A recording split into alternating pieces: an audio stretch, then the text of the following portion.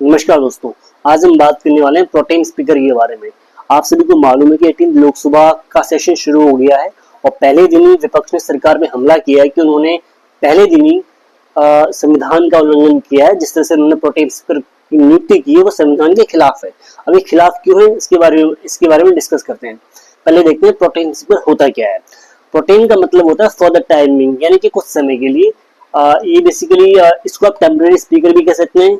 इनके साथ में प्लस 3 और मेंबर की नियुक्ति होती है प्रोटेम स्पीकर के साथ में, जो कि जितने भी नए पार्लियामेंटेरियन, जितने भी नए सांसद हैं, उनको शपथ दिलाने के लिए इसकी नियुक्ति की जाती है। ठीक है, इसके बारे में आपको आर्टिकल 95 और 94 में आपको मिल जाएगा।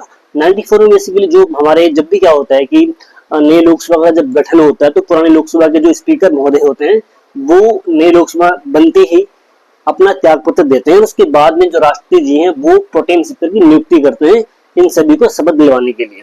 ठीक है, अब विपक्ष का कहना ये है कि जब भी प्रोटेम स्पीकर की नियुक्ति की जाती है तो एक ऐसे मेंबर को चुना जाता है कि जो सबसे सीनियर हो। सीनियर का मतलब ये हो गया कि जो सबसे ज्यादा बार लोकसभा का चुनाव जीत कर आया हो। और इनके केस में जो के सुरेश साहब हैं जो कांग्रेस के हैं, वो 8वीं बार लोकसभा का चुनाव जीत कर आए हैं। ठीक है, लेकिन जो गवर्नमेंट है उन्होंने भर्तृहरि महताब को प्रोटेम स्पीकर की नियुक्ति बेसिकली भर्तृहरि महताब जो है इनको प्रोटेम स्पीकर बनाया है, जो कि 7वीं बार लोकसभा का चुनाव जीत कर आए हैं।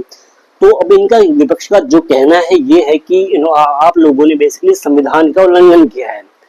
अब देखते हैं, अगर हम जब आर्टिकल 95, 94 पढ़ते हैं तो यहाँ पे कहीं भी लिखा नहीं हुआ कि जो प्रोटेम स्पीकर की नियुक्ति होगी वो सीनियरिटी के बेस पे होगी। ऐसा कहीं लिखा नहीं हुआ है। तो पहली बात तो ये कि ये संविधान का उल्लंघन नहीं है। लेकिन दूसरी बात ये कि उल्लंघन तो है ये किस चीज का।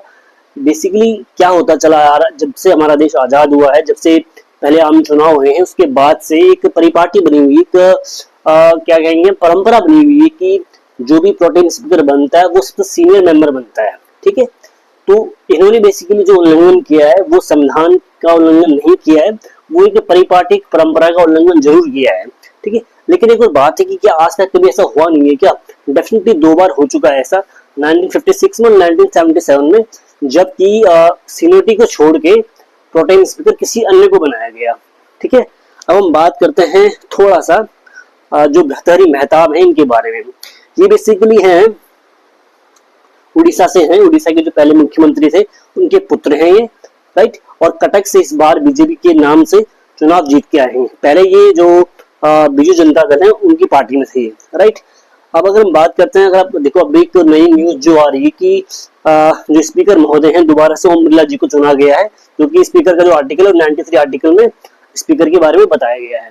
ठीक है, तो फिलहाल इस वीडियो में सिर्फ इतना ही है। बाकी और भी कोई अपडेट आएगी, देखो इसमें इसके अंदर बहुत सारी, जब सेशन अभी शुरू हुआ है तो बहुत सारी चीजें, बहुत सारे मुद्दे ऐसे बन के आए हैं, मतलब बहुत झगड़ा हो रहा है बेसिकली। तो उनमें नहीं जाएंगे हम लोग सिर्फ अपनी बात करने वाले हैं जो हमारे एग्जाम पॉइंट ऑफ व्यू से इंपॉर्टेंट रहेगा।